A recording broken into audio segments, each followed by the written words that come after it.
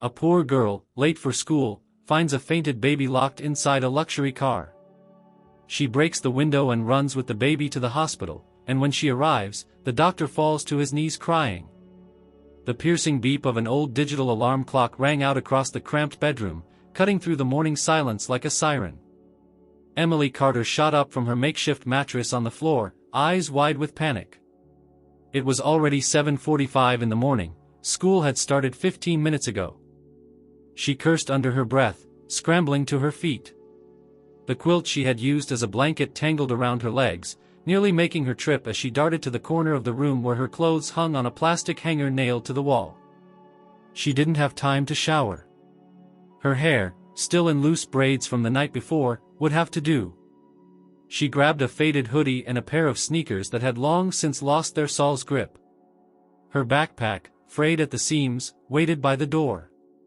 Inside, a worn notebook, 2 pens, and the remnants of a crumpled granola bar, a morning ritual she never had time to enjoy properly. As she opened the bedroom door, a soft cough from the living room made her freeze. Her grandmother lay on the couch, blankets piled high, a small oxygen tank hissing softly beside her. Emily tiptoed over and kissed her forehead gently. The old woman stirred slightly but didn't wake. Back by 4, Emily whispered, brushing a loose strand of gray hair from her grandmother's cheek. She had spent most of the night beside her, helping her through another long coughing fit that lasted until nearly dawn. That's why she had overslept. The door creaked as she left the small apartment, locking it behind her and rushing down the cracked concrete steps 2 at a time. The morning air in Detroit was brisk for September, and the sun had already begun its climb above the city skyline. She ran down the sidewalk, dodging litter and sidestepping puddles from a leaky fire hydrant that no one had bothered to fix. Her school, Franklin High, was 12 blocks away. On a good day, she could walk it in 20 minutes. But today, she would need to fly. She tightened her backpack straps and took off at full speed. The soles of her shoes slapped against the pavement, echoing between buildings. A bus rumbled past her, packed with students. She waved, hoping the driver might stop, but it was a hopeless gesture. The bus had already passed her stop, and no one paid attention to the girl running behind.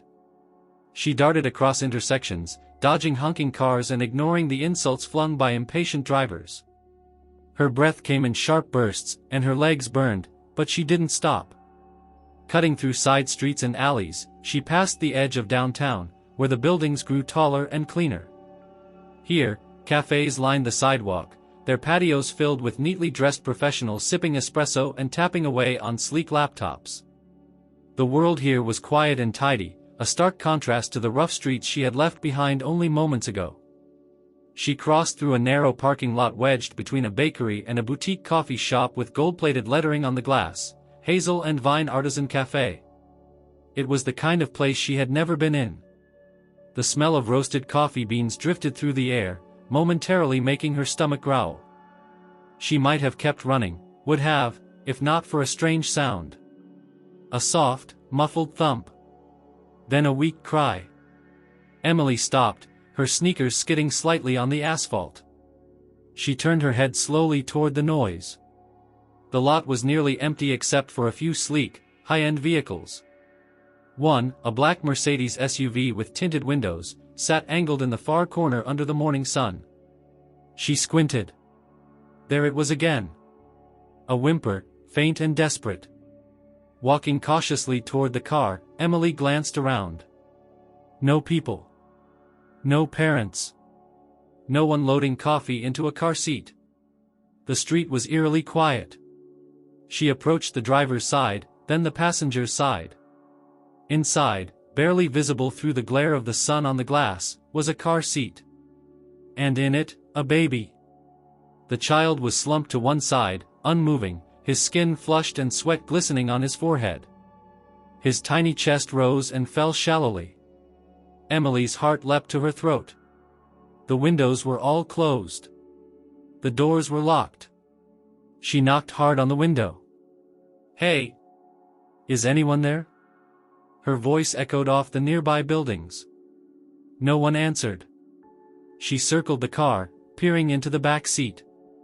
The baby looked no older than 6 months, dressed in a light blue onesie soaked with sweat. A discarded purse lay on the passenger seat. A phone blinked on the dashboard, receiving notifications. But no adult was in sight. She backed away, scanning the cafe windows. Customers were chatting calmly inside, oblivious. Her eyes fell on the building's security camera mounted above the door, pointing toward the lot. She waved at it, but the lens didn't move. Emily turned back to the car. The sun was rising fast, and inside the SUV, it was already unbearably hot. Her hands trembled. She had no phone. No way to call 911. And the baby, his breathing was becoming more labored. A tightness gripped her chest. She had been late for school before. She had even been suspended once for skipping. But none of that mattered now. She had to do something. And fast. Emily didn't hesitate. She spun around, scanning the lot for anything she could use. Her eyes landed on a piece of broken concrete near the sidewalk, likely dislodged from the cracked curb. She grabbed it with both hands, its edges rough and uneven, her fingers trembling as she weighed the risk. She had no idea whose car this was. No clue if someone was watching. But all of that faded behind the image of that tiny body gasping for breath inside a boiling metal box. Her chest rose and fell quickly as she stepped back, squared her stance, and hurled the chunk of concrete toward the rear passenger window. It struck with a sharp crack, sending a spiderweb of fractures across the glass. The car's alarm instantly erupted, an angry, blaring wail that echoed across the street and sent pigeons scattering from a nearby lamppost. Emily didn't flinch. She struck again. The second blow shattered the window completely, shards of safety glass raining inward onto the car seat and floor. She reached in, ignoring the bite of a few sharp edges against her forearm, and unbuckled the baby. The little boy was heavier than she expected. His body felt limp, his skin warm and damp against her hoodie. She pulled him close, cradling his head. His eyelids fluttered, and his lips were dry. He made a tiny sound, more like a breath than a cry, but it was enough. It meant he was still conscious. "I got you," she whispered, voice shaking. "You're gonna be okay." Behind her, the alarm kept screaming. Lights blinked in the cafe, and a few customers glanced toward the window. One man stood and pointed, but no one rushed out. No one came to help. Emily turned and ran. She darted across the lot, the baby secured against her chest, his head resting in the crook of her arm. Her heart pounded harder with each step, and every breath she took felt like fire. She had no idea how far the nearest hospital was, only that it had to be east, toward Jefferson Avenue. She had passed a sign once while riding the city bus, something about a children's clinic near the river. It was her only lead. She stayed off the main roads now, weaving through side streets, cutting behind buildings, desperate to avoid attention. Sirens rang faintly in the distance, whether for the car alarm or something else, she couldn't tell. All she knew was that she didn't want to be seen carrying someone else's child through downtown Detroit. That kind of scene never ended well for girls like her. Her arms began to ache. The baby whimpered weakly, his breathing shallow. Emily loosened her hoodie slightly and pulled the fabric around him, shielding his face from the sun. Sweat ran down her back. She felt dizzy. But stopping wasn't an option. She passed a closed hardware store, its metal gate locked, a handwritten sign in the window, "Back by noon." Next came an empty gas station, its pumps wrapped in yellow caution tape. A homeless man asleep on the curb stirred and watched her pass, blinking in confusion but saying nothing. As she reached the corner of Franklin Street and Tully, a narrow alley opened on her left. She took it without hesitation, hopping over puddles and broken bottles, kicking aside trash bags. Her shoes skidded on something slick, but she kept her footing. The alley dumped her out into a wider street, a cleaner one, with actual storefronts and fewer potholes. A faded sign across the road read St. Jude Children's Clinic. Her chest clenched. She sprinted across traffic, ignoring the screech of a cab that slammed on its brakes to avoid her. "Watch it," the driver yelled, but she was already past him. The clinic's glass doors loomed ahead, two nurses standing just inside the entrance, chatting. Emily burst through the doors, gasping. "Help! Please! He's not breathing right!" The nurses froze. For a moment, no one moved. Then chaos. One nurse rushed forward, arms outstretched. "Give him to me." Emily didn't want to let go, didn't trust anyone just yet, but the urgency in the woman's eyes left no room for hesitation. She handed the baby over and followed as they ran down the hall. Another nurse appeared, pushing a gurney, while someone shouted for a doctor. A receptionist picked up the phone. "We've got a pediatric emergency. Unknown child, possible heatstroke. I need a crash team, now." Emily stood in the middle of the waiting area, frozen, her arms trembling from the weight that was no longer there. Her hoodie was soaked with the baby's sweat. Her own shirt clung to her back. Around her, patients stared, some curious, others concerned. A security guard approached her slowly. "Miss? I'm going to need you to step over here and answer a few questions." She nodded numbly and followed him to a bench by the wall. Her knees felt like jelly. She sat, elbows on her thighs, head in her hands. Behind a swinging door at the end of the hallway, a man in green scrubs rushed out, stethoscope around his neck, eyes scanning the corridor.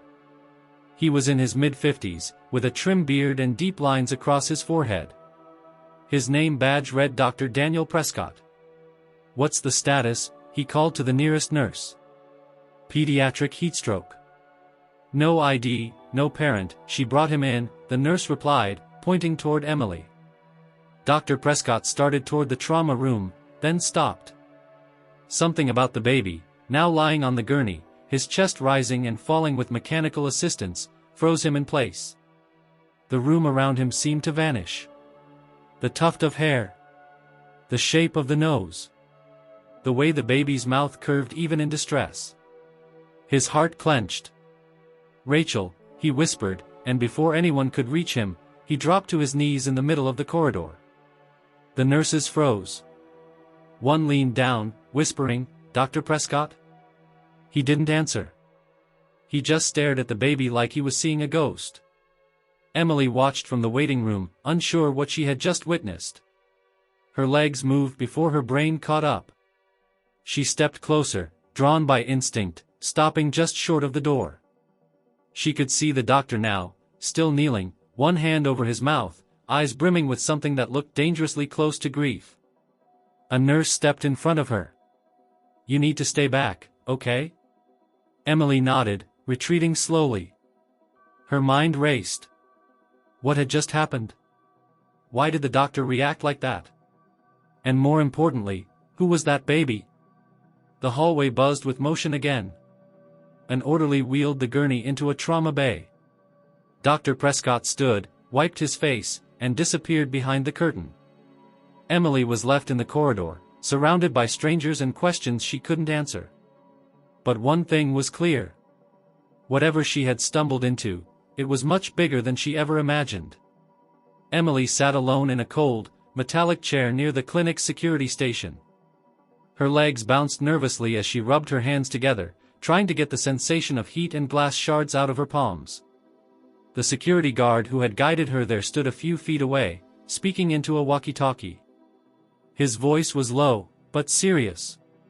She wanted to ask if the baby was okay, if the doctor, Prescott, was it, had said anything, but no one had come back to her yet. Time crawled. The screaming alarm, the rush through traffic, the doctor's collapse, it all blurred in her memory. The only thing that felt clear was the heaviness in her chest, a mix of fear, confusion, and something else she couldn't quite name. Eventually, the guard turned toward her. "An officer's on the way. Until then, stay put. Do you understand?" Emily nodded. "Yes, sir." He didn't speak again. Just crossed his arms and leaned against the wall, watching the clinic entrance. She felt like a criminal. Maybe she was one, technically. She had broken into a car, taken a child, and fled the scene. But she had no regrets. None. The memory of the baby's fading breaths haunted her. If she hadn't acted when she did, he might have. The thought made her stomach twist. A nurse passed by, carrying a clipboard. Emily stood abruptly. "Excuse me, can you tell me how the baby's doing?" The woman didn't slow down. "That's not something I can share, sweetheart. Please sit back down." Emily clenched her jaw. She wanted to scream. She had done everything she could, but now they were treating her like she didn't matter, like she was some troublemaker who had interfered. Before she could sit, a soft voice interrupted. "Are you the one who brought him in?" Emily turned. A young nurse in turquoise scrubs approached, her curly brown hair tucked beneath a loose surgical cap. Her badge read Monica A., Pediatrics. She offered a tired but sincere smile. "Yes," Emily replied, hesitant. "I just wanted to say, you did the right thing," Monica said. The baby was severely dehydrated. His core temperature was dangerously high. A few more minutes in that car and, she paused, eyes dimming. "You probably saved his life." Emily exhaled shakily. "Is he going to be okay?" "He's stable now," the nurse said. "The doctor's with him. He hasn't left his side." Emily's brow furrowed. "Dr. Prescott?" Monica nodded slowly. "That's right. He collapsed when he saw the baby," Emily said. "I know," Monica replied, keeping her voice low. "It was unexpected. He's usually calm, no matter what comes through those doors. But something about that baby, it really shook him." Before Emily could respond, a tall man in a dark navy jacket stepped into the corridor. A badge hung around his neck, and he carried a small notepad in one hand. His face was lined with fatigue and a long day. He approached with purpose. "Emily Carter?" he asked. She straightened. "Yes, sir. I'm Detective Ray Holbrook. I need to ask you a few questions about what happened this morning." Emily glanced at the nurse.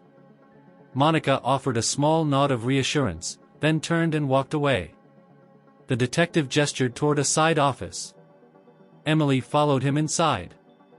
The room was sparsely furnished, just a desk, a couple of chairs, and a tall file cabinet that looked like it hadn't been opened in years. Holbrook motioned for her to sit, then closed the door behind them. "I understand you found a baby inside a vehicle on East Ashford," he began, flipping open his notebook. "Tell me everything you saw. Every detail counts." Emily recounted the moment she heard the baby's cry, the way he looked in the car, how long she waited before acting, the stone she used, the run to the clinic. She didn't dramatize it. She just told the truth. Holbrook listened intently, never interrupting. Occasionally he jotted something down. When she finished, he looked up. "No phone on you at the time?" "No," Emily said. "I don't have one. I mean, I used to. But I had to sell it. For my grandma's meds."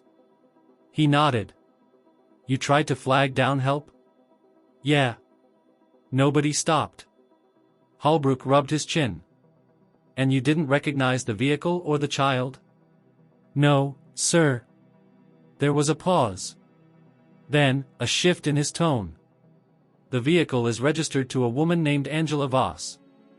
Reported missing 3 months ago. Her car, her baby, both vanished the same day. Until today, we had nothing." Emily's mouth went dry. "Wait, so the baby, he's been missing too?" Holbrook nodded. "Looks like it.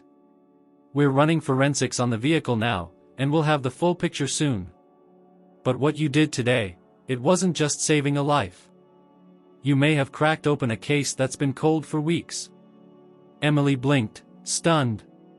She hadn't expected any of this. She just wanted to do the right thing. Now it was turning into something much, much bigger. The detective leaned forward. "Look, I'm going to be honest with you. There's going to be more questions, maybe press coverage, depending on how this unfolds. but right now, you're not in any trouble. If anything, you're the one person in this whole mess who did the right thing." Emily nodded slowly, still absorbing it all. "Dr. Prescott," she said. "Do you know why he reacted like that?" Holbrook paused, his expression unreadable. "We're looking into it. He hasn't spoken with us yet, but, let's just say you weren't the only one surprised today." The detective stood. "You can head home for now, but stay close. We'll need to talk again." Emily rose. "Can I see the baby before I go?" He hesitated. "That's up to the hospital." She left the office in a daze. As she stepped back into the hallway, she spotted Monica again near the nurse's station. Emily approached. "They said I might not be able to see him." Monica looked over her shoulder, then back at Emily. "Come with me. Just for a minute." They moved down the corridor quietly, past rooms humming with machinery and soft monitors. At the far end, behind a frosted glass door, was a private pediatric room. Monica opened it gently. The baby lay in a crib-like hospital bed, his skin now a healthier shade, and four in his arm and a nasal cannula helping him breathe. Dr. Prescott sat in a chair nearby, his eyes closed, elbows on his knees. He looked like a man who hadn't slept in days. He didn't notice them at first. Monica cleared her throat gently. "Doctor," she wanted to check on him. "The girl who brought him in." Dr. Prescott opened his eyes. When he looked up, his gaze met Emily's, and for a long moment, neither of them said anything. Then, in a voice hoarse with emotion, he asked, "Where did you find him?" Emily stepped forward. "In a black SUV.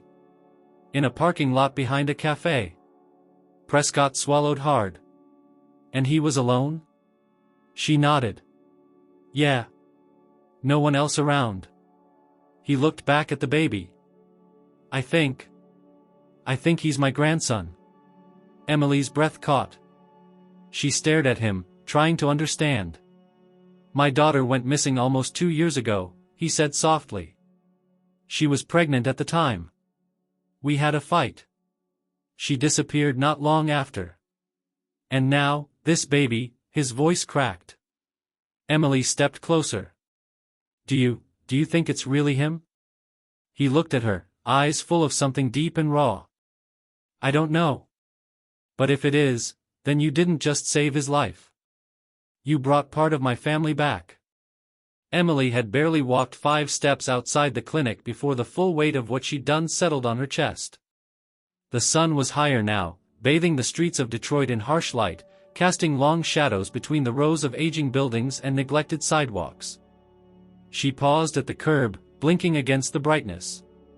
Everything was louder, sharper, sirens in the distance, the honking of impatient drivers, the hiss of a nearby bus's brakes. Her hoodie was still damp, and the scent of sweat and antiseptic clung to it. People passed by, most without a glance. She wanted to believe her part in all this was over, that she could go home, take care of her grandmother, and disappear back into the blur of quiet days. But the way the detective had looked at her, the nurse's worried expression, and Dr. Prescott's fragile voice, it all pointed in the opposite direction. Emily started walking toward the bus stop, but she had no money for fare. She thought about asking for a ride at the clinic, but something told her it would be a mistake. Too many questions. Too many eyes. So she began the long walk home, cutting through side streets and alleys like she always did when she needed to move fast without being seen. Only now, she wasn't just another girl in a hoodie with worn sneakers. Now she was someone connected to something far bigger, missing persons, possible crimes, hospital security. She could feel the weight of it trailing behind her like a shadow she couldn't outrun. She passed an alley she usually avoided, one known for its drug deals and stray dogs, but today, it looked clear. She took it, needing the shortcut. About halfway through, a voice called out. "Hey! Ain't you the girl from the clinic?" Emily turned fast, her heart skipping. A man leaned against a dumpster at the far end of the alley. He was young, maybe in his 20s, with a torn flannel shirt and bloodshot eyes. A cigarette dangled from his lips, and his gaze was sharp with something between curiosity and suspicion. She said nothing, just kept walking. He stepped forward. "I saw you runnin' with a baby earlier. What's up with that?" Emily's pace quickened. "It's none of your business. Come on, girl, don't be like that. People sayin' you broke into someone's Benz. That true?" He laughed as he said it. "You got guts." Emily kept her head down and turned sharply onto a side street. She didn't look back, didn't slow until she reached a busier intersection. Her heart pounded.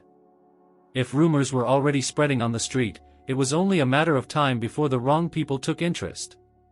She crossed the street and found herself near an old, abandoned strip mall. One of the buildings had been converted into a community shelter, and she considered stopping in. She hadn't eaten since the night before, and her legs were starting to wobble. But as she approached the entrance, she spotted a familiar face, a boy from her school, Devin, standing near the door with a group of older teens, passing around a bottle wrapped in a paper bag. He noticed her immediately. "Yo, Emily. Where you been?" She hesitated, already regretting walking this way. One of the older guys squinted at her. "Wait, that the girl from the car story?" Emily froze. Devin laughed. "No way. That was you? You busted the window and saved that baby, huh?" The others looked at her with a mixture of amusement and disbelief. Emily turned and kept walking. "Hey, we're talking to you," one of them shouted. She broke into a jog, rounding the corner, her breath catching in her throat. Her neighborhood wasn't far now, just a few more blocks. She passed graffiti-covered brick walls, the local laundromat with its cracked front window, and the corner store where the clerk kept a bat under the counter. Everything looked the same, but it didn't feel the same anymore. When she finally reached her building, she climbed the stairs two at a time and unlocked the apartment door as quietly as she could. The air inside was stale and warm. Her grandmother was still asleep on the couch, oxygen mask in place, a faint wheeze in her chest. Emily dropped her bag and sank into the armchair by the window, burying her face in her hands. She had no phone, no money, and now no anonymity. She didn't know if someone would come looking for her, police, reporters, the baby's family. Or worse, the person who had left that child in the car. That thought haunted her more than any other. If someone was capable of leaving a baby locked inside a luxury vehicle, what else were they capable of? The knock on the door came less than an hour later. It was soft at first. 3 quiet taps. Emily stood slowly, unsure if she should answer. Then the knock came again, louder this time. She tiptoed to the peephole and peered out. A woman stood there, tall, early 30s, wearing a blazer and jeans, holding a small brown leather folder. She didn't look like a cop. "Emily Carter," the woman called gently. "My name is Liza Jordan. I'm a social worker." Emily opened the door just a crack. "What do you want?" "I'm not here to cause trouble," the woman said. "I spoke with Detective Holbrook. He told me what happened. I'm here to talk about your grandmother." Emily's stomach dropped. "What about her?" Liza opened the folder and pulled out a printed form. The clinic flagged her last prescription refill. "It looks like she hasn't received proper medical care in a long time. You've been acting as her caregiver, right?" Emily hesitated. "Yeah. She won't go to the hospital." "I understand," Liza said gently. "But she needs more than what you can give her here. And you need help too." Emily shook her head. "We're fine." "No, you're surviving," the woman said. "That's not the same." There was a long pause. Emily glanced back at her grandmother, still sleeping. The oxygen tank was nearly empty. Liza stepped forward. "Look, no one's here to take her away from you. But what you did today, it matters. People are paying attention. You have options now. The hospital is willing to provide medical care for your grandmother at no cost. And there's something else." Emily turned back. The hospital board is considering opening an emergency scholarship fund for students who demonstrate extraordinary courage, Liza said. Dr. Prescott personally submitted your name. Emily stared at her.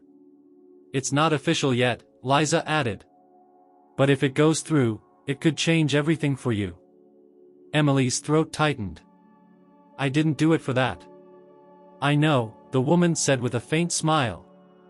But sometimes, the right thing pays off, even when you're not asking for it. Liza handed her a business card and quietly walked away. Emily closed the door and leaned against it. Outside, the streets of Detroit continued on, unforgiving, unpredictable. But for the first time, something had shifted.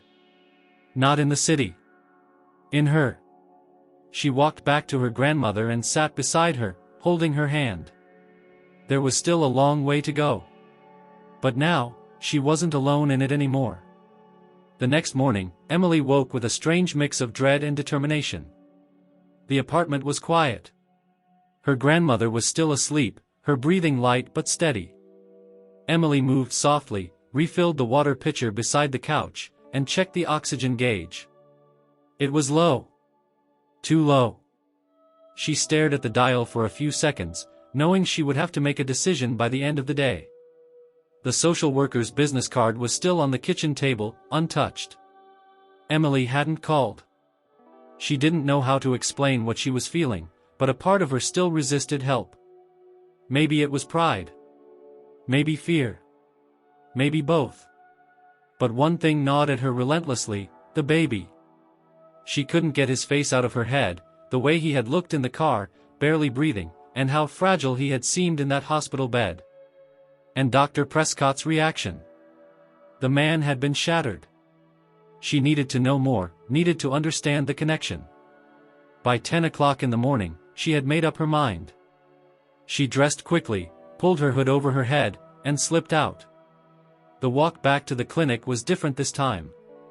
She kept to the main streets, didn't look away when people stared. Something about the way the world moved around her felt less intimidating. She had already stepped into chaos, maybe now she was just learning how to walk through it. When she arrived at the hospital entrance, she didn't wait for permission. She walked in, past the front desk, and toward the pediatric wing like she had every right to be there. The nurse at the desk looked up, surprised. Can I help you? I'm here to see the baby I brought in yesterday. The one from the car. The nurse's expression shifted. You're Emily Carter. Yes. Wait here, the woman said, picking up a phone. Emily stood by the wall, arms crossed tightly. After a few minutes, the nurse nodded to a younger orderly who approached her. Come with me. She followed him down a narrow hallway that led to a secured part of the pediatric wing. 2 security officers stood by the door. One of them eyed her curiously but didn't stop her. She was led to the same room where she had last seen the baby. This time, though, the door was open. Inside, the atmosphere was calm, but tense. Machines beeped quietly, and soft sunlight filtered through half-drawn blinds. The baby was still there, but something was wrong. A nurse hovered near his bedside, checking vitals, adjusting tubes.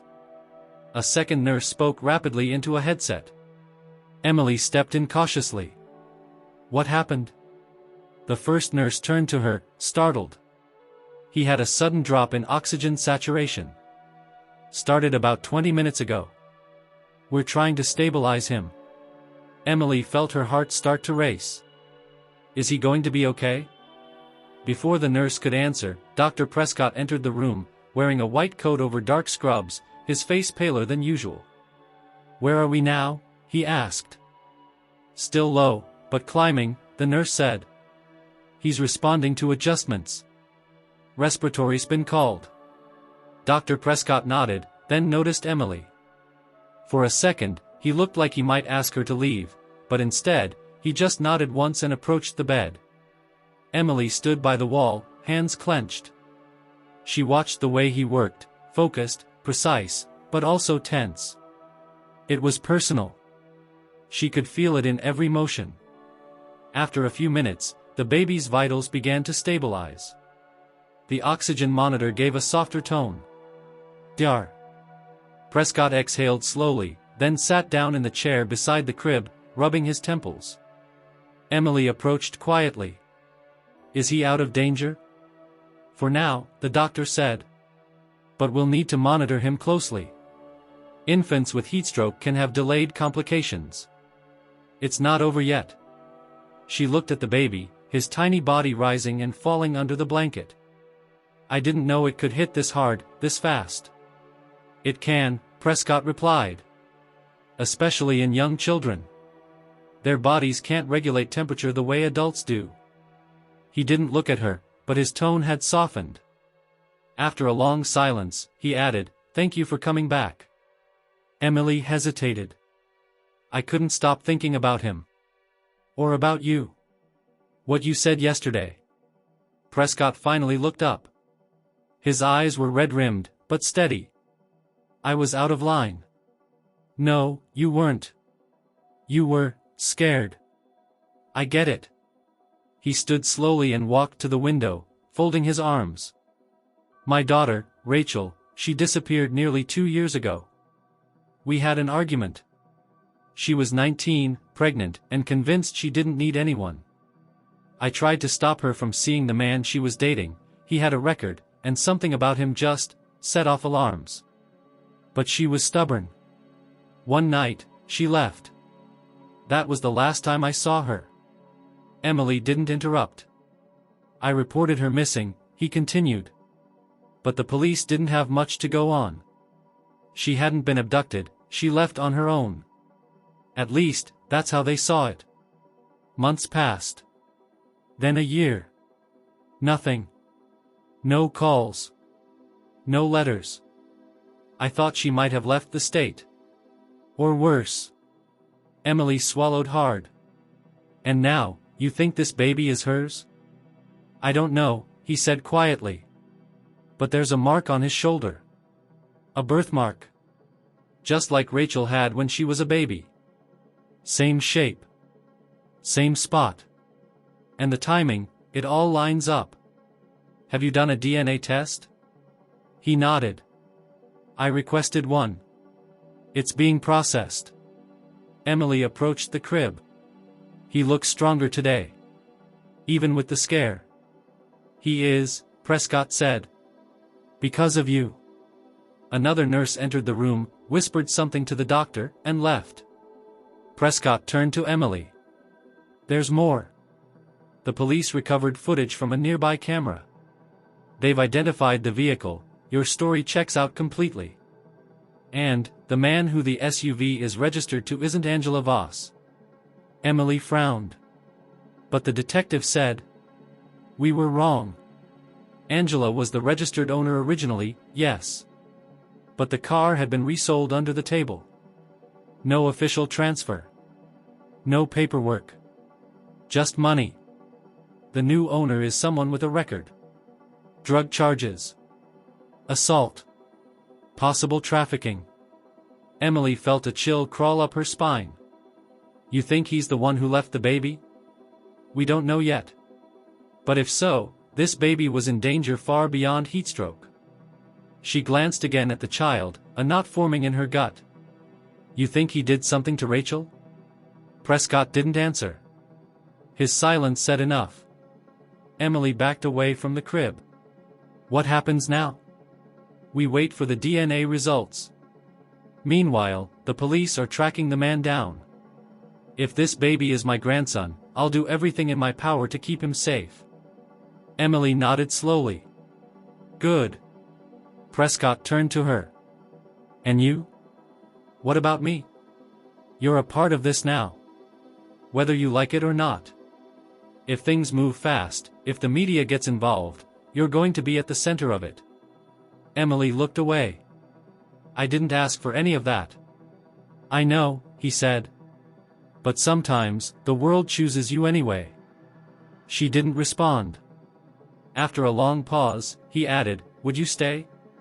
Just for a little while? I think he feels safe when you're near." Emily hesitated, then pulled a chair beside the crib. "I'll stay." The doctor left quietly, and for the first time, Emily sat with the child in silence, watching his chest rise and fall. He stirred slightly, one hand twitching, then settled again. Somewhere far down the hall, alarms rang and footsteps echoed. But inside this small, sunlit room, there was only the sound of a baby breathing, and the heartbeat of a girl who, against all odds, had become his protector. That evening, long after the clinic lights had dimmed and visiting hours had ended, Dr. Daniel Prescott stood alone in the staff break room, staring at a cup of untouched coffee. He had been avoiding this room for years. Too many memories lingered in the corners, shared jokes with colleagues, photos once pinned to the bulletin board, and the one Polaroid of his daughter Rachel from her first hospital visit when she was 5, posted for weeks on the fridge until someone finally took it down after she disappeared. He rubbed his temples and tried to focus, but the pressure behind his eyes wouldn't let up. The hospital board had asked for a written statement regarding his reaction upon seeing the baby. They were worried, understandably so. Doctors didn't collapse in hallways or whisper things like, "Rachel," in front of their staff. He couldn't blame them. He hadn't even told them everything. How could he? He took out his phone and opened a folder he hadn't touched in over a year. It was full of photos, some scanned, some digital. Rachel at her high school graduation, Rachel blowing out candles on her 18th birthday, Rachel in the ultrasound room with her hand protectively over her belly, smiling but scared. That was the last photo he had of her. They had argued that day. He'd found out about the man she was dating, Nathan Delroy. The name still made his jaw clench. At first, Daniel had thought he was just another reckless boyfriend. Then he found the charges: drug trafficking, assault, even a sealed case involving a missing girl in another state. Rachel had refused to believe it. "You never trust anyone," she had shouted. "You think being a doctor gives you the right to control my life? You're carrying a child, Rachel. That's not just your life anymore." And then she was gone. A note left on the kitchen counter. No goodbye. Just silence. Daniel never forgave himself for not chasing after her harder. Now, standing in that quiet hospital room again, he didn't need a DNA test to feel the truth in his bones. The baby's nose, the crease in his chin, the soft indent just above his left eyebrow, they were hers. Every day he waited for the test results felt like punishment, like a reminder of everything he had failed to prevent. A knock at the door startled him. He turned. Emily stood there, holding a paper cup. "You forgot this earlier." He took it without a word, then gestured to the chair across from him. "You're still here?" "I didn't want to leave until I knew he was stable," she said, sitting. "The nurse said his vitals look better." "They do," Daniel replied. "We were lucky. Most babies left in hot cars don't recover as quickly. If at all." There was a pause. "You look like you haven't slept in days," she said. He gave a tired smile. "I haven't." "Do you mind if I ask you something?" Emily asked, hesitating. "Go ahead. If that baby is your grandson, and Rachel's been missing this whole time, what happens next? I mean, how do you even begin to untangle all of this?" Daniel leaned back in his chair. "The truth is, I don't know. There's no manual for something like this. If he is hers, and mine by blood, then legally, I'll fight for custody. But there will be investigations, legal proceedings. We'll have to prove Rachel is missing under suspicious circumstances. And if Nathan Delroy is involved." He stopped himself. Emily tilted her head. "You think he did something to her?" "I think he's dangerous," Daniel said carefully. "And I think Rachel got caught in something she couldn't control." Emily nodded slowly. "I've seen people like that. They don't just hurt you physically. They make you think you're lucky to have them." Daniel glanced at her. "You've known someone like him?" "I've seen it in my neighborhood," she replied. "Girls who vanish and come back different. Or don't come back at all." Silence settled between them. "You know," he said eventually, "when I was younger, I used to think that being a doctor gave me power. That if I worked hard enough, followed all the rules, I could protect everyone I cared about. Emily gave a dry laugh. Doesn't work like that. No, Daniel agreed. It doesn't. He stood and walked to the window, staring out over the city skyline. When Rachel told me she was pregnant, I didn't react well. I was proud, stubborn. I thought I was helping her by laying down rules. But all I did was drive her away. Emily leaned forward. People make mistakes. But not everyone owns them. He turned to her. You sound older than 16. I've lived a lot for 16. Daniel returned to his seat. What about you? Any idea what you'll do next? She shrugged. I don't know. Maybe go back to school. Maybe try to keep my grandma from getting worse. Maybe hope the system doesn't swallow me up like it does everyone else. There was no bitterness in her voice, just honesty. Daniel studied her for a moment. If this scholarship goes through, it might change things for you. Maybe, she said.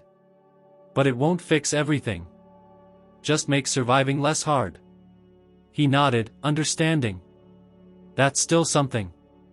Suddenly, a page came through the overhead speakers. Dr. Prescott to Pediatrics ICU. Dr. Prescott to Pediatrics ICU. He stood immediately.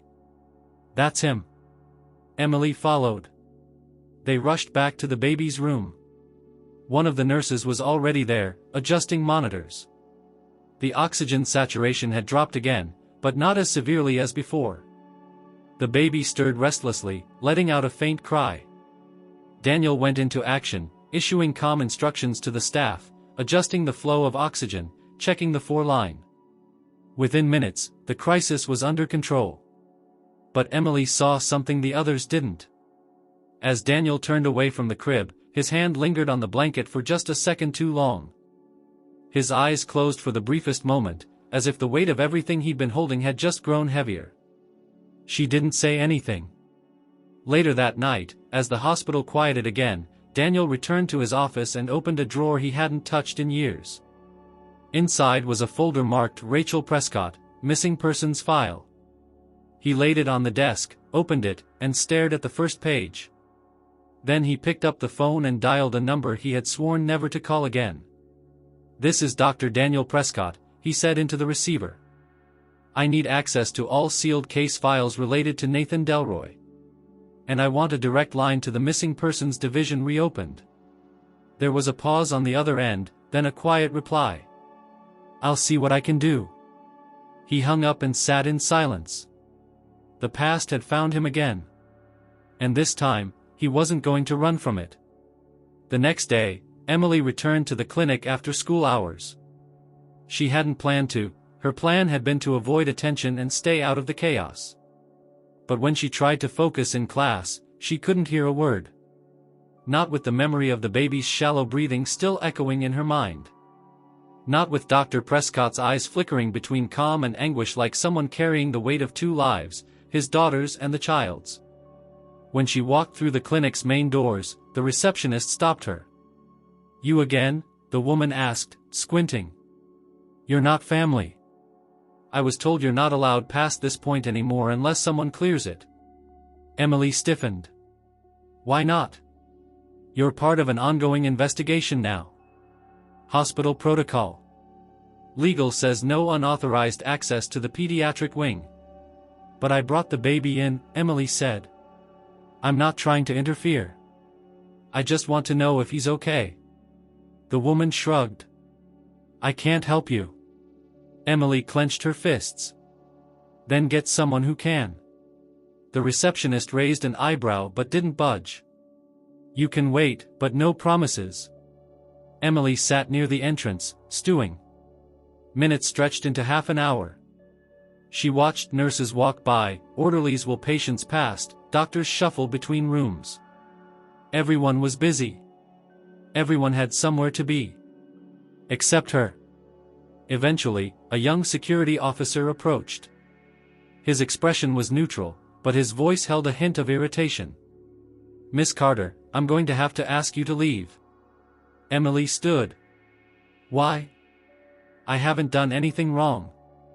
You were told not to enter unauthorized areas.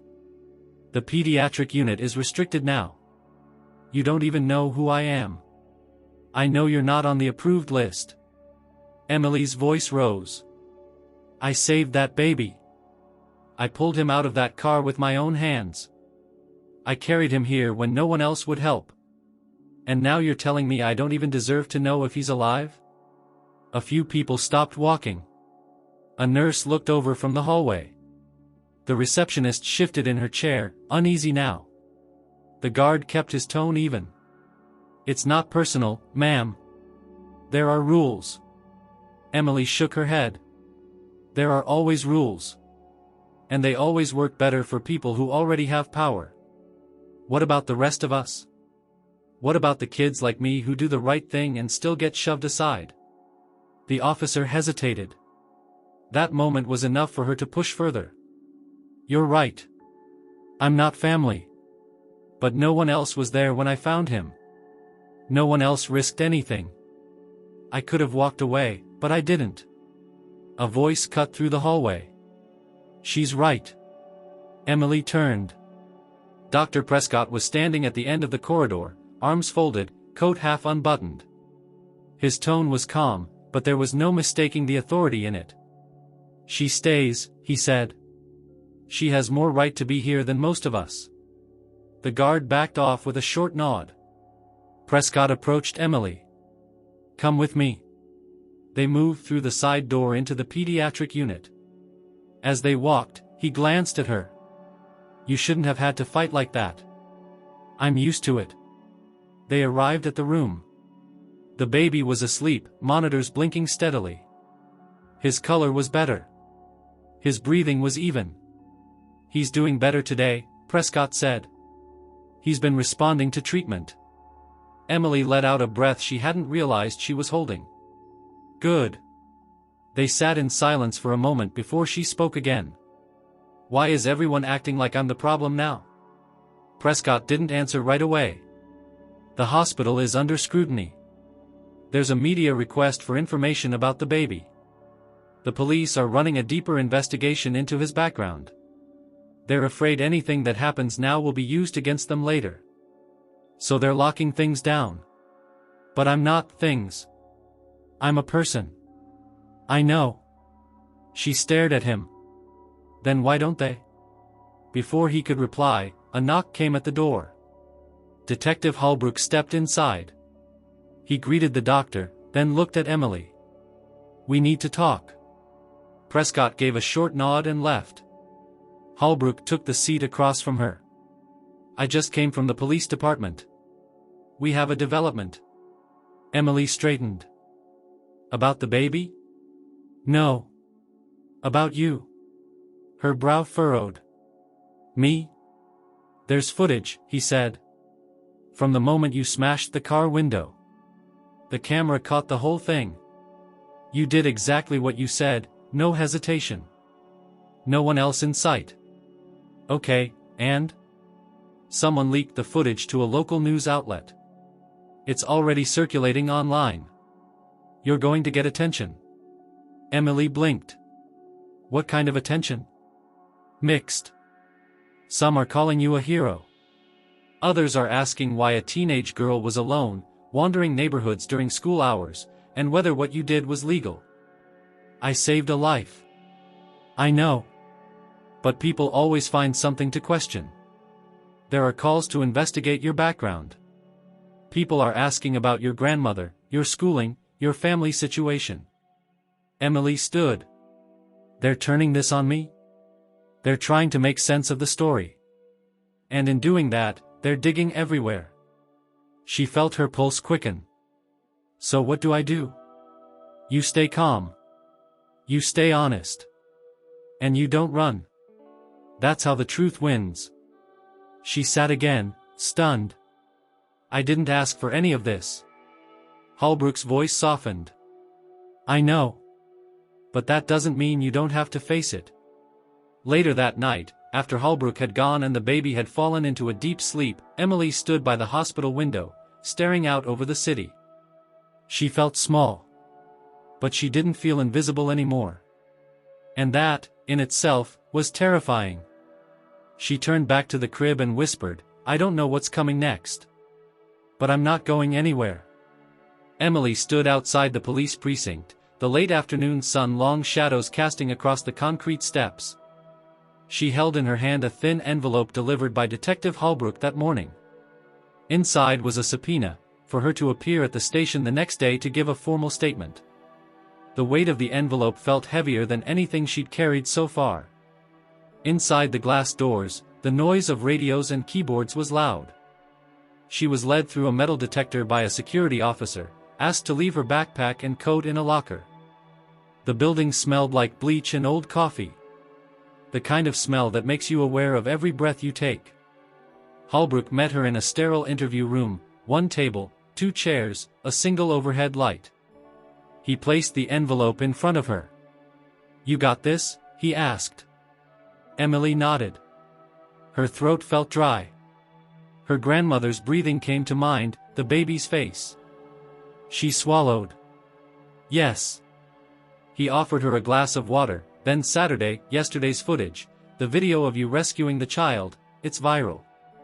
Local news, some national outlets. They want interviews. They want your name and details. They want pictures." Emily stared at the table. "Will that hurt the case?" Holbrook shook his head. "It could. But transparency helps too. The more you cooperate, the more people will believe your truth. And right now, the truth is your strongest shield." He paused, as though choosing his next words carefully. "There's something else. Forensics found fingerprints inside the SUV, yours, yes, but there were others. Markings we couldn't match yet. We believe the car was used sometimes by multiple people. We're trying to determine if Angela Voss ever drove it, or if the new owner did.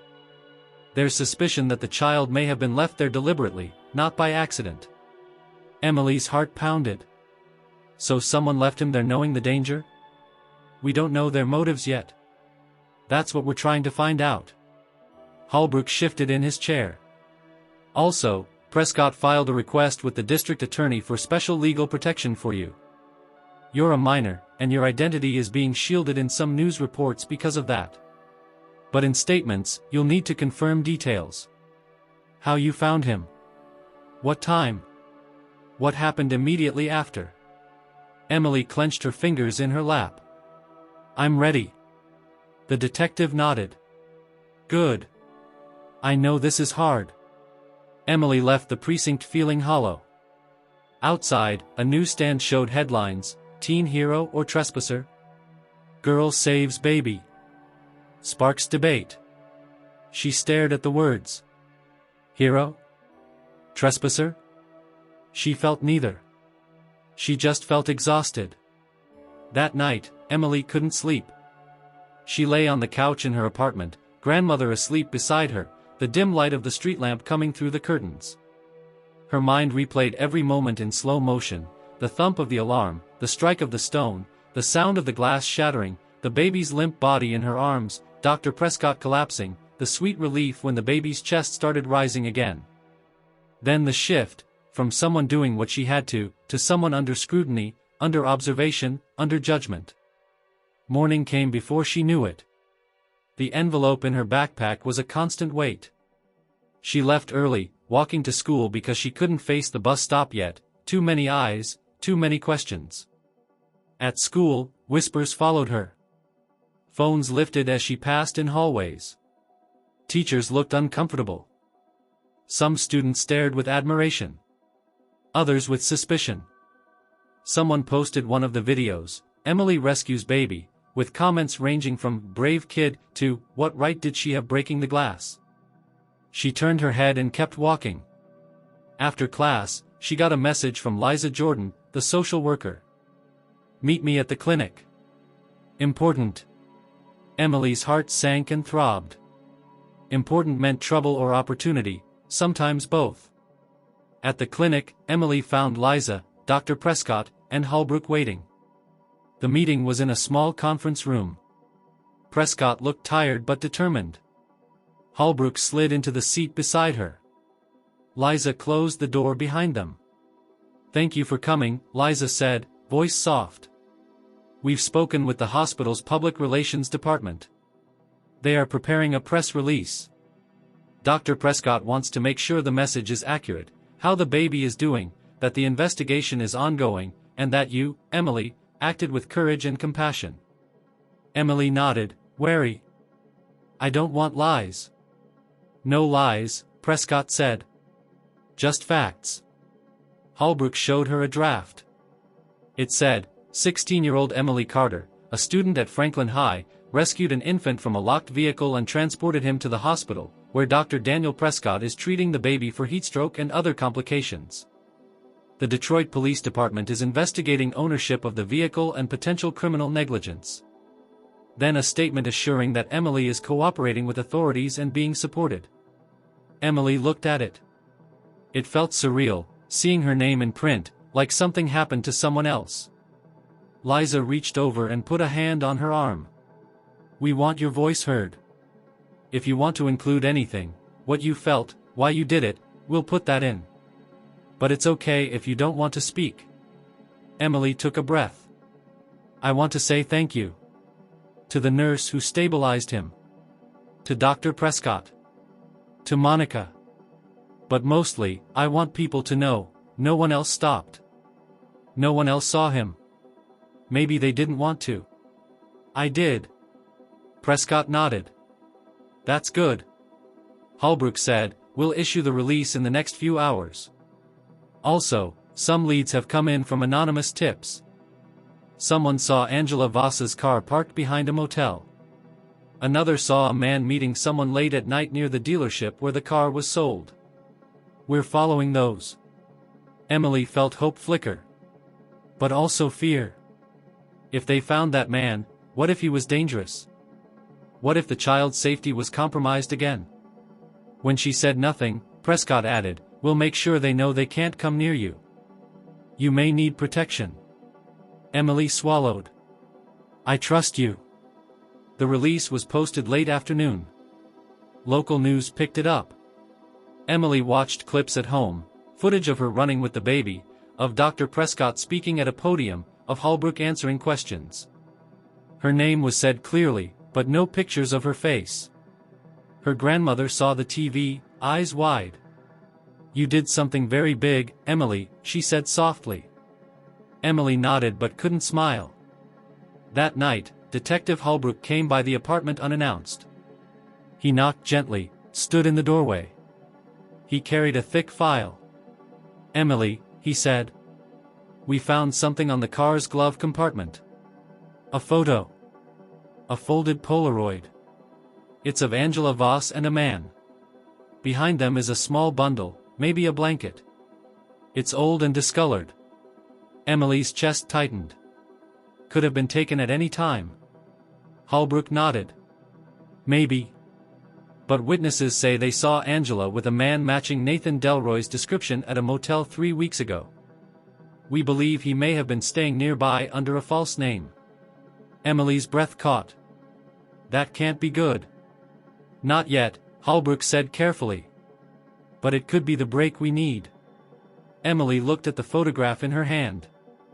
The man looked familiar, a tall frame, heavy coat, subtle scars along the jaw. She thought she saw him, once, at the cafe, maybe when she broke the car window. Or perhaps that was just stress, her mind playing tricks. Holbrook stood. "I want you to rest. Try to sleep. You'll be called in tomorrow for more questions. And you might be asked to testify. I know it sounds big. But if this goes to court, your statement and the footage could make all the difference." Emily nodded. "All right." He left, shutting the door softly. Emily sat on the steps by her grandmother once the hallway was quiet. Outside, the city lights glinted over the streets. Somewhere out there, under those lights, someone was moving, being cautious. Someone was afraid or hiding. She thought of the baby's hand, so small, clutching nothing. She thought of Dr. Prescott's guilt. She thought of her own fear, her own determination. And she realized something she hadn't admitted until now. She could not go back to being just a girl who missed school. Now she was part of something she couldn't walk away from. The DNA test results arrived 2 days later. Dr. Prescott had requested that they be delivered directly to his office. The moment he received the envelope, he closed the door, locked it, and sat at his desk in silence, staring at the sealed flap as if opening it might unravel everything he had managed to hold together. When he finally tore it open, the words leapt from the page with a brutal kind of finality. Probability of grandparent-grandchild relationship, 99.98%. His breath caught. The paper trembled in his hands. He stood up slowly, pushing back the chair, walking to the small window. Outside, the city pulsed with ordinary life, cars, pedestrians, clouds drifting low across a gray sky. But in that moment, nothing felt ordinary. The baby asleep 2 floors below was, without a doubt, his grandson. Rachel's child. Her son. He should have felt joy, some deep swell of relief. But instead, what filled him was the crushing weight of everything that came with it, the time lost, the unknown still hanging over them like knives suspended by threads. He made one call, Detective Holbrook. Within the hour, they met in the same room where they had reviewed security footage days earlier. "So it's confirmed?" Holbrook asked, scanning the results. Prescott nodded, voice low. "No doubt. He's Rachel's." Holbrook exhaled and sat back. "That changes everything." They both knew what came next. This wasn't just a missing child case anymore, it was now a potential abduction. If Rachel had been pregnant when she vanished, and the baby was found abandoned in a vehicle associated with a man like Nathan Delroy, then her disappearance could no longer be brushed off as voluntary. "Have you found anything else?" Prescott asked. Holbrook reached into his briefcase and pulled out a second file. "We tracked Delroy's bank activity. He was using prepaid debit cards, bought under false names. We traced one of the card purchases to a gas station in Highland Park. Security footage from the station's exterior camera shows a woman who might be Rachel. Same build, same hair color. But the footage is grainy. Hard to confirm." Prescott leaned forward. "When was this?" 4 weeks ago." Prescott's face darkened. "Then she might still be alive." Holbrook nodded. "That's what we're hoping. But there was something else." Holbrook hesitated, then opened a separate folder and pushed it across the table. Prescott flipped through it. Inside were images from an investigation file, old ones. A younger Delroy, a teenage girl who wasn't Rachel, a photo of a different child, one who had vanished in another state nearly 3 years ago. None of the cases had been solved. All had the same pattern, troubled young women, often pregnant or with young children, last seen in Delroy's presence. Holbrook spoke carefully. "There's a theory forming. That Delroy might have been part of an illegal network. Trafficking. We're working with federal partners now. That's why we need to keep this quiet."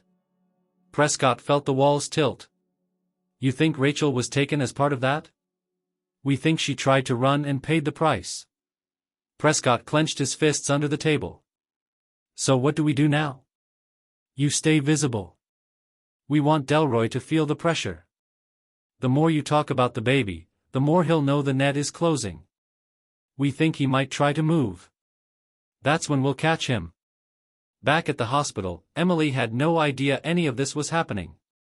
She was sitting quietly beside the baby's crib, humming softly while he slept. His skin had regained color, and his fingers occasionally curled and stretched as he dreamed. She found comfort in the silence of the room, in the gentle rhythm of the monitors. The door opened gently. Prescott stepped in. He looked different, not in his posture or expression, but in the way he carried the air with him. He had made peace with something, or perhaps uncovered something that gave him clarity. He sat in the chair beside her. "He's my grandson," he said simply. Emily turned, surprised. "You're sure?" He nodded. The DNA results came back this morning. She didn't know what to say at first. "So, What happens now? I fight for custody. I give him a name. A home. I keep him safe until we find Rachel. You think she's still alive? I have to believe that. Emily nodded slowly. I hope so. There was a pause.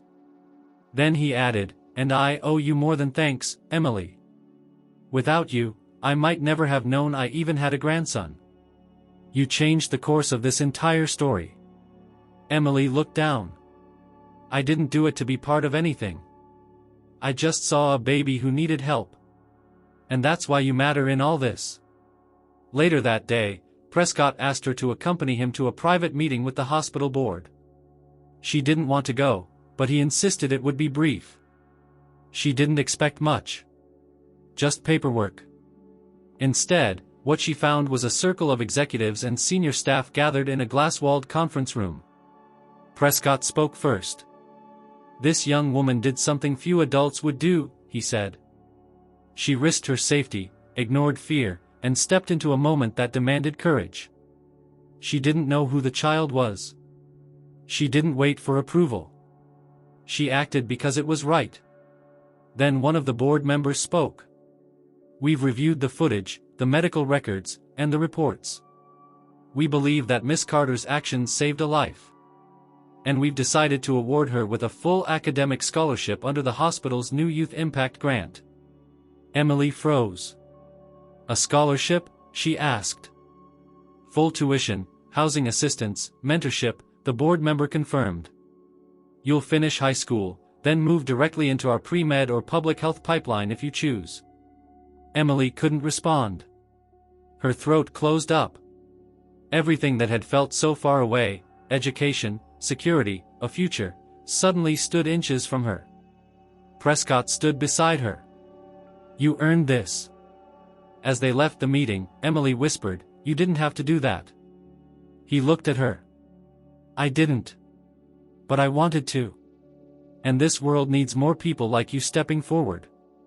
That night, the police issued a new bulletin.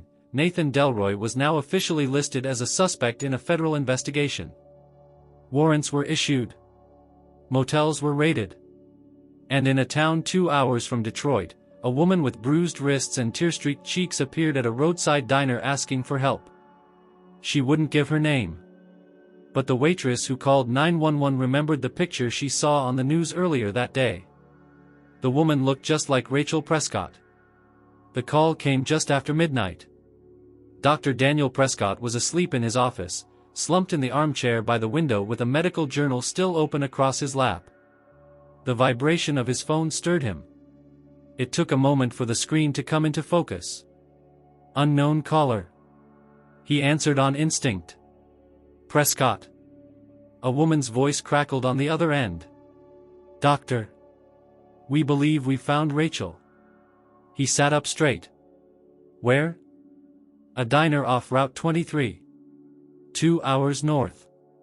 She used a fake name, but the waitress recognized her from a bulletin. She's safe for now, but she's shaken. Said she'd only speak to law enforcement and, you. He was already grabbing his coat. Send me the address. I'm on my way. Within 15 minutes, he was in his car, the city behind him and endless highway ahead. The night was cold, the kind that clung to the windows and whispered across empty roads. He didn't turn on the radio. He didn't need the noise. The only sound in his head was his daughter's voice, a dozen versions of her, from when she was little, from their last fight, from the silence that came after. At the diner, everything felt frozen in time. A few trucks were parked outside. Inside, a deputy sat at the far booth, sipping coffee. And beside him, her hands wrapped around a chipped mug, hair pulled back, eyes sunken but still unmistakable, Rachel. She looked up as the door opened, her breath hitching as recognition struck. She stood slowly. Daniel crossed the floor in 4 steps and stopped just in front of her. He didn't reach out, didn't speak. He waited. Rachel broke first. Dad. He stepped forward and wrapped her in his arms. Her body trembled against his. Neither of them spoke for a long time. Finally, he pulled back slightly. "Are you hurt?" She shook her head. "Not anymore." He led her back to the booth. The deputy gave them space and moved to the counter. Rachel's fingers curled tightly around the mug again. "They had me," she said, voice shaking. "At first, it was just Nathan. He said we'd start over. New state, new life. I believed him. I was stupid." "You weren't stupid," Daniel said gently. "You were afraid. He took advantage of that. He said he'd take care of the baby," she whispered. "But then things changed. He got angry more often. Controlling. By the time I realized what was really happening, I couldn't leave. He locked me in.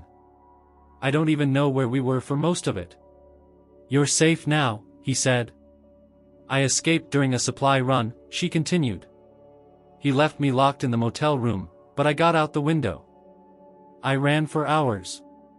I didn't have time to find my son. He'd moved him. I don't know where. He said the baby was in a safe place. I didn't believe him, but I couldn't find him." Daniel reached into his coat and pulled out his phone. He opened the gallery and tapped on a photo taken earlier that morning at the hospital, the baby, asleep in his crib, hands tucked under his chin. Rachel gasped, her hand flying to her mouth. "That's him. Oh my God, that's my son. He's alive," Daniel said. "Thanks to someone who refused to walk away." He told her everything: the car, the heat, Emily's decision to break the window, the hospital, the tests, the investigation. Rachel cried quietly, nodding as she listened. "I don't know how to face him," she whispered. "What kind of mother loses her child like that?" Daniel shook his head. "You didn't lose him. You fought to survive so you could find him again. And you did." They drove back to Detroit just after sunrise. Rachel rode in silence for most of it, holding tightly to the phone with the baby's photo displayed. Her face was pale, her body weak from days of running, but there was strength returning to her, a spark Daniel hadn't seen in years. At the hospital, the arrival was quiet. Prescott bypassed the media entrance and took her through the staff elevator. Inside the pediatric room, Emily was already sitting by the crib. She looked up as they entered, standing quickly. Rachel stopped in the doorway. "That's her," Emily said softly, stepping back. Rachel moved toward the crib like someone in a dream. She reached down, brushing her fingers across the baby's hair. He stirred, eyes fluttering open. For a second, she froze. Then he looked up at her, and in that single glance, everything broke. Rachel fell to her knees, sobbing into the side of the crib, whispering his name. Emily turned away, giving them space. Prescott stood beside her. "She's been through more than we imagined," he said. "I can see that." They left Rachel alone with the baby for a while. When she finally stepped out of the room, her face was streaked with tears, but she was standing taller. "I want to do everything right this time," she said. "I want to keep him safe. I want to be the mother he deserves." "You will be," Prescott said. Holbrook arrived shortly after to take Rachel's formal statement. She gave them every detail, dates, places, names of people Nathan had associated with. Her memory, though foggy from trauma, was sharp enough to help them triangulate his movements. A task force was mobilized. Rachel's information pointed to a property just outside of Flint, a rural farmhouse used for off-the-grid operations. Federal agents swarmed it within 12 hours. Inside, they found traces of multiple identities, forgeries, birth certificates. They found the room Rachel had described, the bolted windows, the mattress on the floor. Nathan Delroy was gone. But now he was officially wanted on federal charges: kidnapping, trafficking, abuse. Back at the hospital, Emily returned to visit Rachel again. This time, they sat together in the hallway, the baby sleeping soundly inside. "You don't know me," Rachel said, "but I owe you more than I can say." "You don't owe me anything," Emily replied. "I just did what I had to do. I think we were both just trying to survive," Rachel said. You saved my son. And maybe, in a way, you saved me too. Emily smiled faintly. Just promise me you'll never stop fighting for him. Rachel looked through the glass at the child. Never. Later that evening, Dr. Prescott stood before a podium in a quiet press room. The media had been pressing for an update, and the time had come to speak. I'm not here as a doctor tonight, he said. I'm here as a father. A grandfather. And as a man who almost lost both. He recounted the story, not just of Rachel, but of Emily. Of courage. Of impossible choices. She reminded us that doing the right thing doesn't always come with permission. It comes from instinct. And heart. And grit. Emily stood in the back of the room, watching. For once, no one questioned her presence. No one asked her to explain herself. No one turned her away. Because the truth was out now. And there was no going back. Emily Carter had never asked for recognition. She never wanted the spotlight. But now, walking through the front entrance of Franklin High School, she felt its weight press against her shoulders with every step. A week had passed since Rachel's return, and in that time, Emily's world had been turned upside down. It began with the press conference. Then came the headlines. Teen hero saves baby, reunites family. From the streets to the spotlight, Emily Carter's courage inspires a city. Scholarship awarded to girl who refused to walk away. What followed were requests. Interviews. School assemblies. A visit from the city's mayor. Even a letter from a senator's office, congratulating her on her civic bravery and ethical instinct. A national morning show had invited her to appear live via satellite. Emily turned it down. She was grateful, yes. But overwhelmed. It felt like too much, too fast, and far too far from the version of her life she had known just 2 weeks earlier. Quiet mornings, caring for her grandmother, scraping together homework between caregiving duties, hoping to get through the school year unnoticed. Now, she couldn't sit in class without whispers trailing her name. Teachers started calling her Miss Carter with a kind of careful reverence. Friends who once barely acknowledged her now invited her to their lunch tables. But what struck her most was that some of them didn't care about the truth. They cared about the fame. I saw the news clip, Em. You looked so serious, like, real dramatic, one girl said with a grin, sliding into the seat next to her. Another boy leaned over. So, what was it like carrying a real baby through the streets? Did you, actually run the whole way? Some of their questions weren't mean. Just shallow. Emily answered politely but distantly. She couldn't shake the feeling that they were interested in the story, not the reality. She spent her lunch hour behind the library instead, phone in hand, rereading the last text she had received from Dr. Prescott. Update, baby is doing well. Rachel holding strong. She keeps asking about you. Come by any time. She hadn't visited in 2 days. Part of her feared stepping into that room now. Not because of the baby or Rachel, but because she wasn't sure what her place was anymore.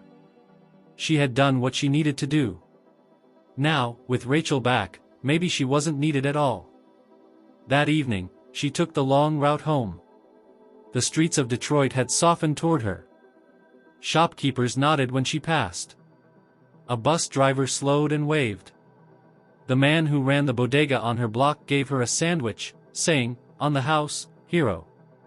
She smiled and thanked him, but each gesture added another strange layer to her new identity, one that didn't quite fit. When she reached her apartment, her grandmother was sitting upright, more alert than usual. She had been improving lately, mostly due to the medical care that Prescott had arranged. You look tired, her grandmother said as Emily dropped her bag near the door. I guess I am. You've been running on fumes since all this started. Emily sat beside her. I thought once everything calmed down, I'd feel better. But it's strange. Like the more people see me, the less they actually know me. Her grandmother nodded. Fame doesn't always come from fortune. Sometimes it comes from fire. But it burns either way. Emily rested her head on her grandmother's shoulder. I just want to be useful. I want to matter. But I don't want to be some symbol people use for their own narratives. You matter, baby. Not because of what you did, but because of who you are. The next morning, a letter arrived. Hand-delivered, sealed in an embossed envelope. She opened it to find an invitation.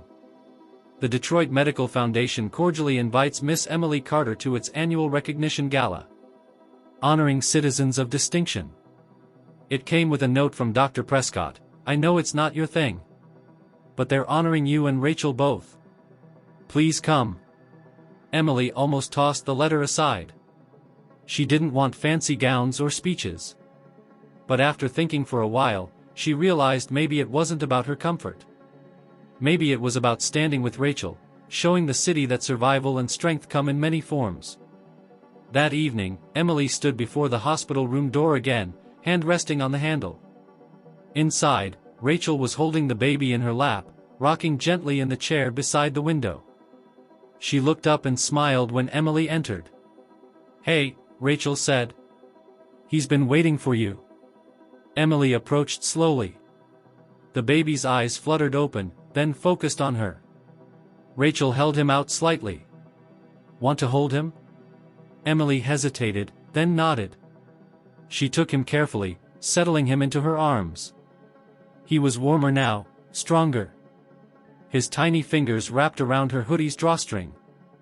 I've been thinking, Rachel said after a long silence. I want you to be in his life. Not just because you saved him. Because he needs people like you around. Emily blinked. You sure? Rachel smiled. You're the reason he's breathing. That means something. Dr. Prescott entered the room just then, pausing at the sight of them. He smiled quietly. Looks like the family's getting bigger. Emily looked down at the baby, who had already begun to drift off again. In that moment, she didn't feel like an outsider. She felt rooted. Not because of praise or cameras or awards, but because here, in this room, was a life that existed because she had chosen not to look away. Prescott spoke again. The gala's tomorrow night. I know it's a lot. But this is more than a formality. It's a way to show people what standing up really looks like.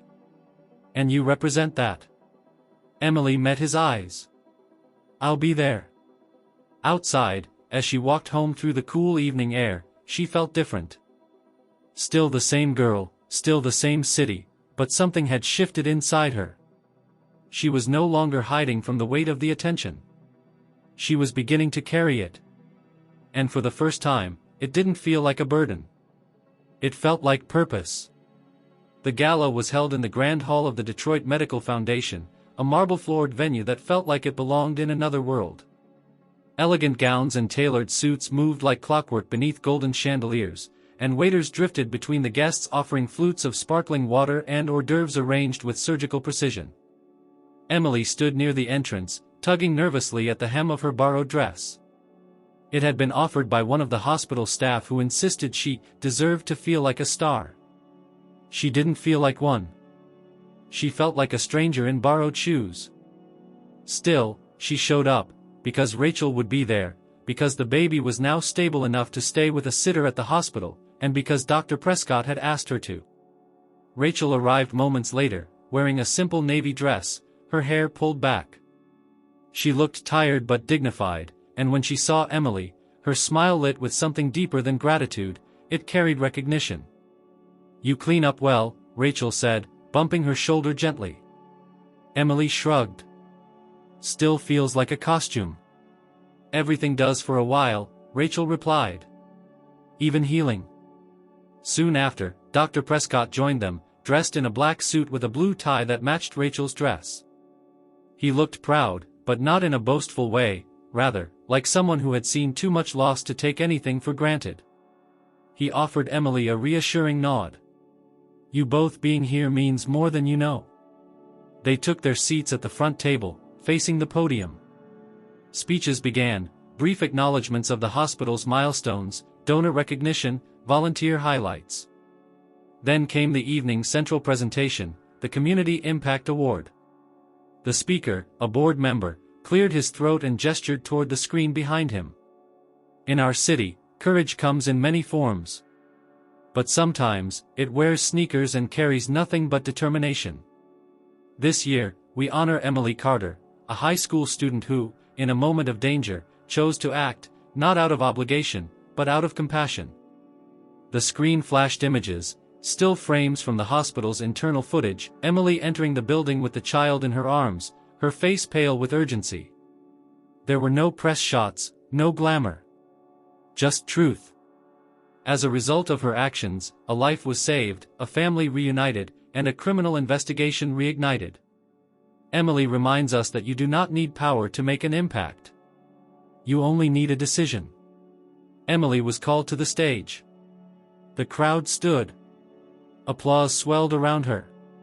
She didn't look at the cameras. She looked at Rachel, then at Dr. Prescott, and finally at the award in her hand, a small glass plaque etched with her name. When the applause faded, she stepped up to the microphone.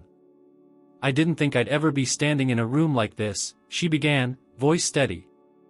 Most days, I just try to get to school on time and make sure my grandma has her meds. But that morning, something changed. I saw someone who needed help, and I couldn't pretend I didn't see him. She paused. The room was silent. I didn't do it for attention. I didn't do it for a reward. I did it because it was right. And I hope if any of you ever see someone in need, anyone, you'll do the same. Not for praise, but because we owe each other that kind of humanity. She left the stage without fanfare. The crowd rose again, but this time she didn't notice. Her chest was tight, her hands shaking just slightly. As the event continued, Emily stepped outside for air. The night was crisp, the stars faint against the city's glow. A few reporters loitered near the entrance, but she avoided them, ducking into a side courtyard. To her surprise, Holbrook was there, standing under a tree with a cigarette between his fingers. He wasn't smoking it, just holding it, as if for comfort. Didn't expect to see you here, Emily said. Didn't plan on coming, he replied. But it felt wrong not to. She nodded. Any news? He hesitated, then said, We got him. Emily's heart jumped. Delroy? Holbrook nodded slowly. Picked him up about an hour ago, in Indiana. He was headed south, using another fake name. Traffic stop led to fingerprint match. He didn't resist. What happens now? He's being transferred here. Multiple charges already filed: kidnapping, child endangerment, trafficking, obstruction. It won't be easy, but with Rachel's statement and the baby's DNA, we've got enough to bury him. Emily sat on the bench near the tree. Does Rachel know? Prescott told her already. She broke down. Said she thought this day would never come. They sat in silence for a few minutes, the night wrapping around them like a blanket. Then Holbrook said, You should know, this whole case could have died if you hadn't broken that window. I still think about it, Emily said. The moment I had to decide. 1 second I was on my way to school, and the next. Sometimes that's all it takes, he said. 1 second.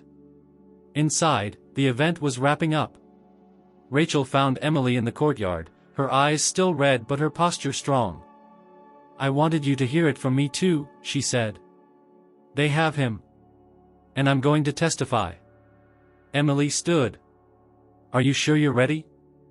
No, Rachel admitted. But I owe it to my son. And to myself. They hugged again, less tentative this time, more like sisters forged in the same fire. The following day, Rachel began official custody proceedings, backed by Dr. Prescott and the hospital's legal team. The baby, now identified as Caleb, was listed under her care. Emily continued to visit, but she felt the shift. She was no longer needed in the same way, but she was still wanted. Rachel asked her to be Caleb's godmother. Emily said yes before the sentence was even finished.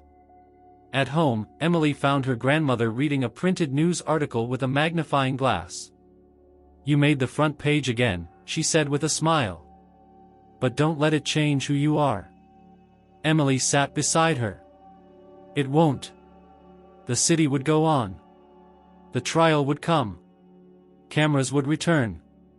But for now, Emily had something rare and precious: peace, purpose, and people who saw her, truly saw her, for the first time. And she saw herself. Not just as the girl who broke the glass, but the one who refused to walk away. The courtroom was packed. Not just with press, attorneys, and law enforcement, but with quiet observers who had followed the story from the beginning. The girl who saved the baby. The mother who returned. The doctor who refused to give up. And the man finally facing justice. Nathan Delroy sat at the defendant's table in a stiff gray suit, his face impassive, eyes flicking only occasionally toward the spectators. He looked smaller than Emily remembered from the security photos, thinner, paler, like a man who had been trying to outrun gravity for too long. But when Rachel entered the courtroom, he stiffened. That was the first and only time his expression shifted. She walked past him, eyes forward. The prosecution laid out their case methodically: Rachel's testimony, the DNA evidence linking the baby to Dr. Prescott, surveillance footage from motels and gas stations, and finally, the statement from the arresting officer who apprehended Delroy in Indiana. There were also silent witnesses: the documents found in the farmhouse, the false birth certificates, the unfiled records pointing to other missing women. Emily sat behind Rachel, just 2 rows back. She had not been called to testify. Her footage, her statement, her role, they had already shaped the narrative that led to this day. But she was there as a pillar, as a reminder that someone had stood up when no one else did. Rachel took the stand in the final hour of the proceedings.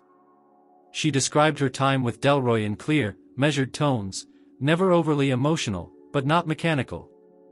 She told them about the manipulation, the control, the nights she thought she wouldn't survive. She spoke of the baby, Caleb, and how she was kept from him. And she spoke of escape, of the fear of failure, and of hope. When the defense tried to poke holes in her timeline, she didn't waver. She had lived through worse. Outside the courthouse, media gathered, but no one from the family addressed them. Inside, the judge delivered the verdict after only 2 days of deliberation.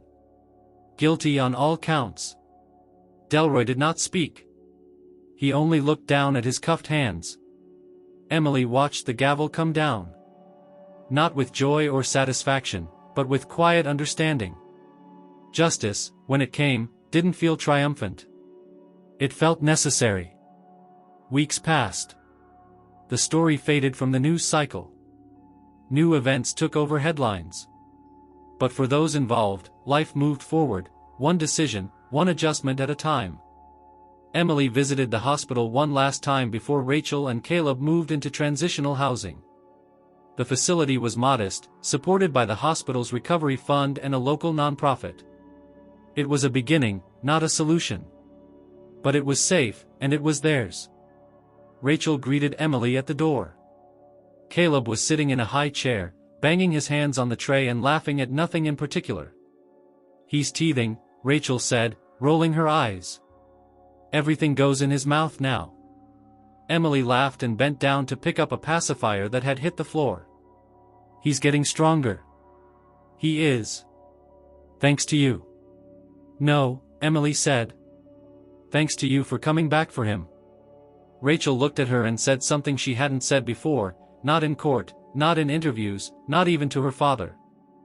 "I almost didn't. I almost gave up." Emily sat down across from her. "Why didn't you?" "Because I remembered something from when I was a kid. My dad used to say, you don't stop walking just because the road disappears. You look for the next step. I was so sure there wasn't one left. Then I saw a news story. A girl who smashed a car window. And I thought, if she didn't stop, maybe I shouldn't either." Emily blinked. "That's why you came to the diner?" Rachel nodded. "I saw your name. I remembered it. I remembered everything." They sat in silence for a moment, watching Caleb gnaw on a plastic spoon. "I'm not good at speeches," Emily said. But I'm glad you made it back. Rachel stood and wrapped her in a tight, quiet hug. You saved both of us. Later that week, Dr. Prescott arranged a small dinner at his home. It was nothing extravagant, just food, laughter, and family. For the first time, Emily sat at a table that didn't feel temporary. The baby giggled in her lap. Rachel teased her father about his cooking. The atmosphere was ordinary, which made it extraordinary. After dinner, Dr. Prescott pulled Emily aside. I know things haven't always been stable for you, he said. But if you ever need anything, guidance, support, a place to go, you come to me. Understand? Emily nodded. I do. And about that scholarship? You're still taking it? I am. He smiled. Good. You belong in that world, Emily. You already know what most doctors forget. That medicine isn't just science. It's showing up when no one else does. When she left his house that night, the city felt different. Not smaller. Not quieter. Just familiar in a new way. She passed the coffee shop where it all began. The parking lot had been repaved. The window she had broken had long been replaced. There was no plaque, no marker. Just the faint echo of a moment that changed everything. She paused at the edge of the lot and looked toward the space where the SUV had been. It was empty now. But in her mind, she saw it all again, her hesitation, her choice, her sprint through the streets. She thought of how far that single moment had carried her. Emily Carter had once believed she was invisible. Now, she knew better. She didn't need the world to see her. She just needed to keep seeing the world, and never look away.